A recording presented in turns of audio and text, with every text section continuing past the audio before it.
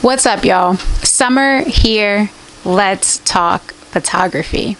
So, first things first, I picked up a mic. I don't know if it's any good. I've been experimenting with it, trying to get it to work.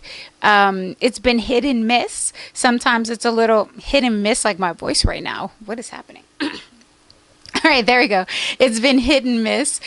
Sometimes it's a little staticky. Sometimes it's not. So I don't know. We'll try it out. I'll shoot this whole video with this microphone. If the sound sucks more than usual, forgive me. All right. So what are we doing today?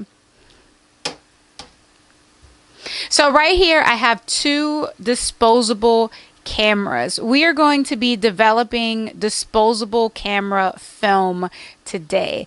I picked up this guy from a thrift store, and this one is just a part of my disposable camera stash. I have a few of them that I hold around and that I use when I need to, when I don't feel comfortable taking out my actual cameras, or if I'm like experimenting, or I need to be able to shoot shots really quickly without really getting caught up in camera settings, all that type of stuff. I should just get a point and shoot. Maybe I will. I don't have one yet. I'm reluctant to buy another camera, but I'm also really reluctant to keep producing more unnecessary plastic waste.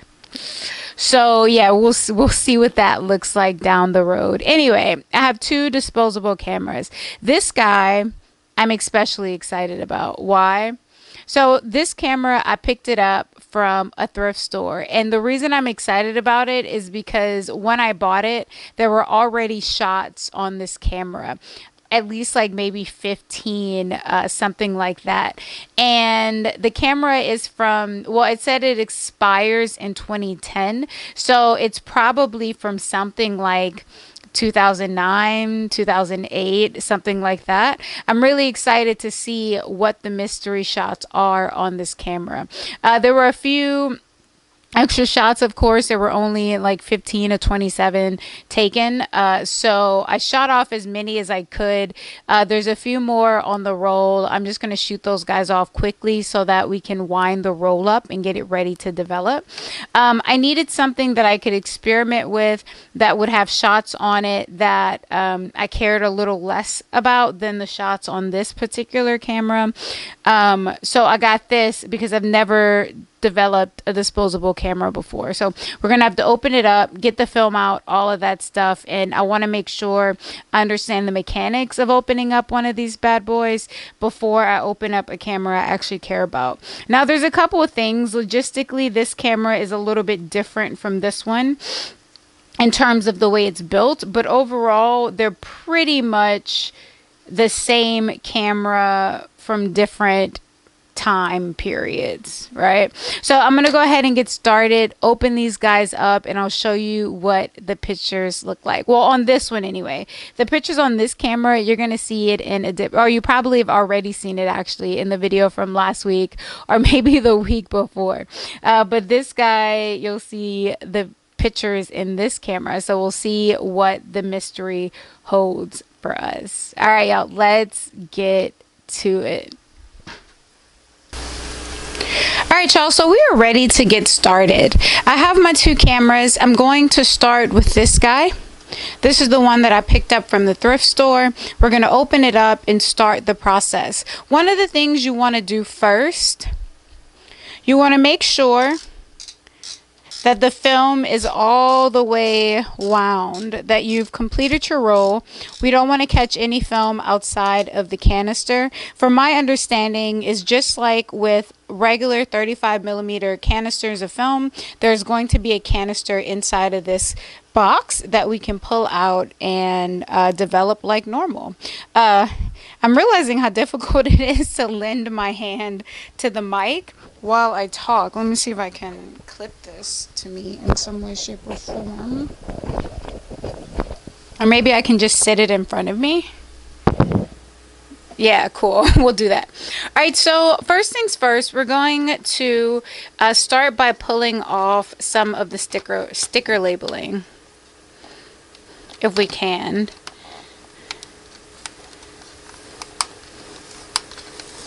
Perfect. We want to start by removing the battery. At least that is what I gathered from the hodgepodge of YouTube videos I watched on this subject. The claim is that if you don't remove the battery, you can shock yourself somewhere along the way. But the cameras they developed were different from this one. Because this camera expired in 2010. Oh no, the battery is not dead. The flashlight lets me know that the flash is ready to be fired. Oh, and there it is. Alright, so the battery is still fully functional. We're just going to go ahead and open it and see what happens. There's latches on this side. I'm going to use this guy. Pull this off a little more. The cameras I saw videos for were Fujifilm cameras, and the makeup of them were slightly different from this. Oh, there's our film canister. Super easy. Alright, I'm going to pop this too. So the physical makeup of those Fujifilm cameras were quite different from this. Whoa. Check it out. So we have our battery here, which apparently still has life. But the internal workings of this camera are pretty much what we are used to seeing when we're looking at our 35mm cameras on the inside. That's pretty rad. These cameras essentially function like rangefinder cameras. We can't see the depth of field or focus when we look through the viewfinder. Alright, awesome. So I'm going to go ahead and pop this guy out. ISO 800 for use in Kodak single-use cameras, film for color prints. Bam. Alright, so after opening up that one, I'm feeling super confident. I'm going to go ahead and bust this guy open too. The body is very similar to the one that we just opened. It's like design wise, the ergonomics are a little bit different, but it's basically the same camera. I believe this one is also ISO 800 film as well. So I'm gonna go ahead and open this guy up. I'm actually pretty happy to realize, oh, this one may open up even easier. There's what looks like a trapdoor here. Let's see. Oh, word. So there's a little trapdoor at the bottom of this one that opens for the film.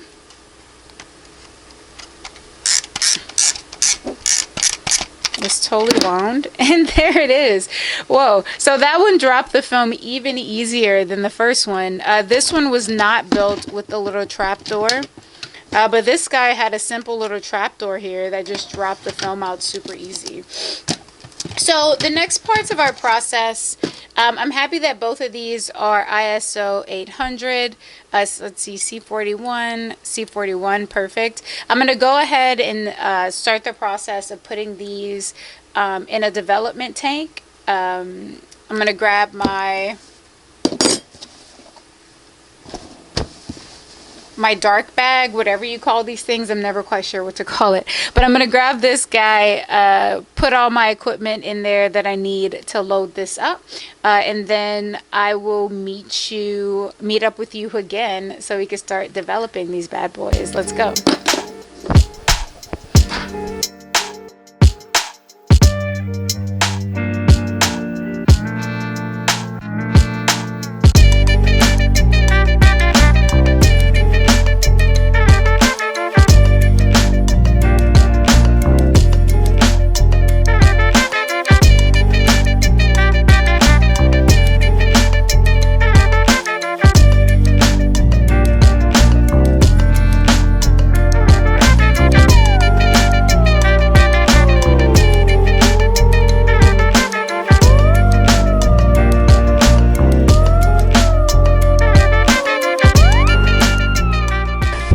All right, y'all. So all of my chemicals are up to temperature. I have them in a water bath with a sous vide.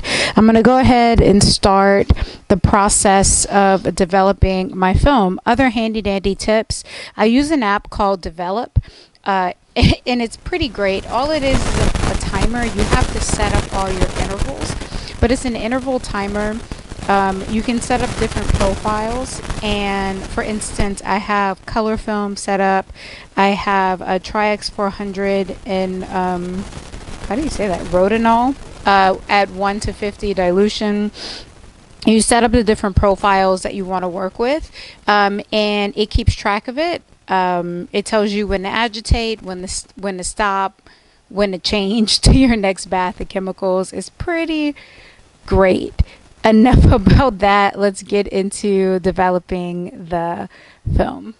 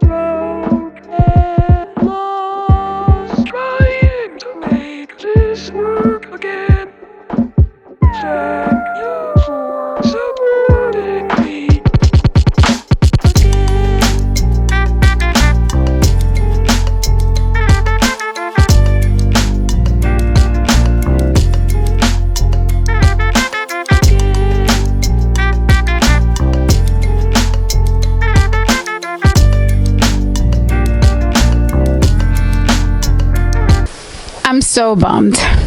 I don't know what happened.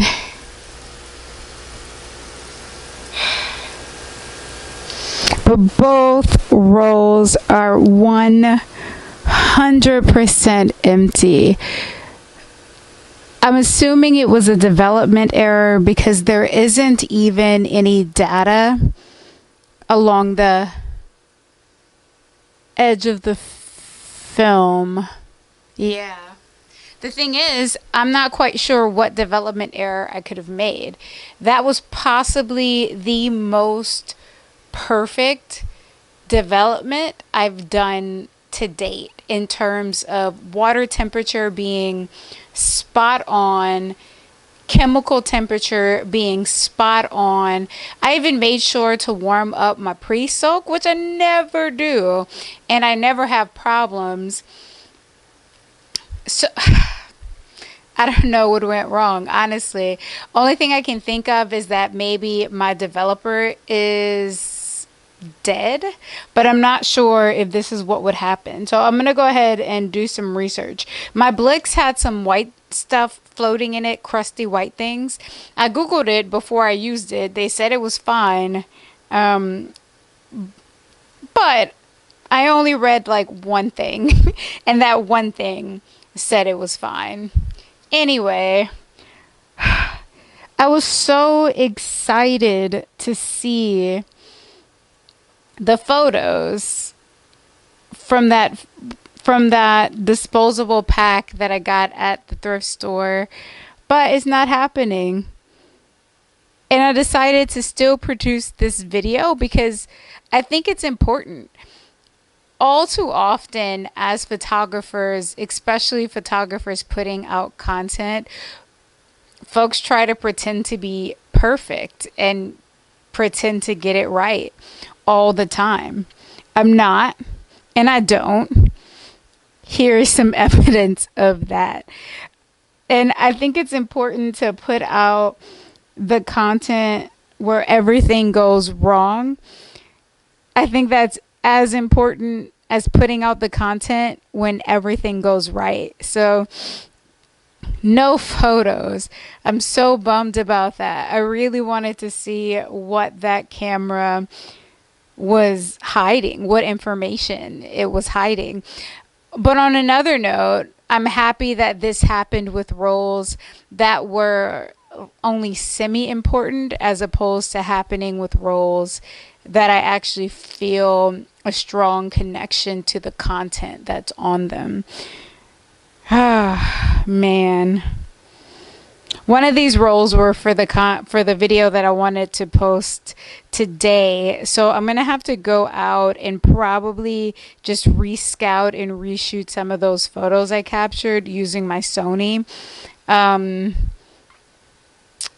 so that I can have the photo content, and I'll explain in that video what y'all are already seeing in this video.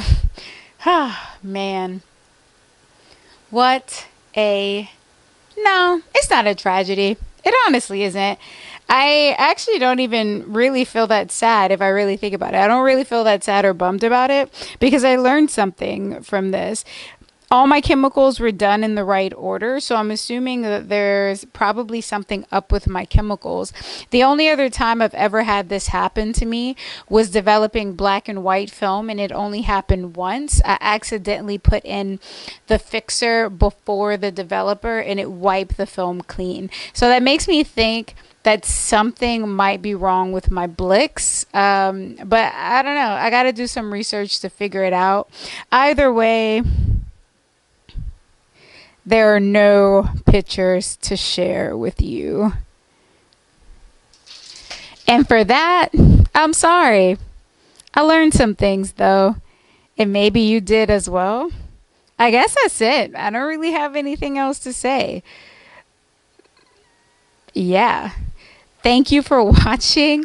I totally understand if you thumbs down this one, but I hope you like it. Give it a thumbs up. It helps me tremendously. Follow me on Instagram. Summer Seeking is the name. Until next time, y'all. Peace.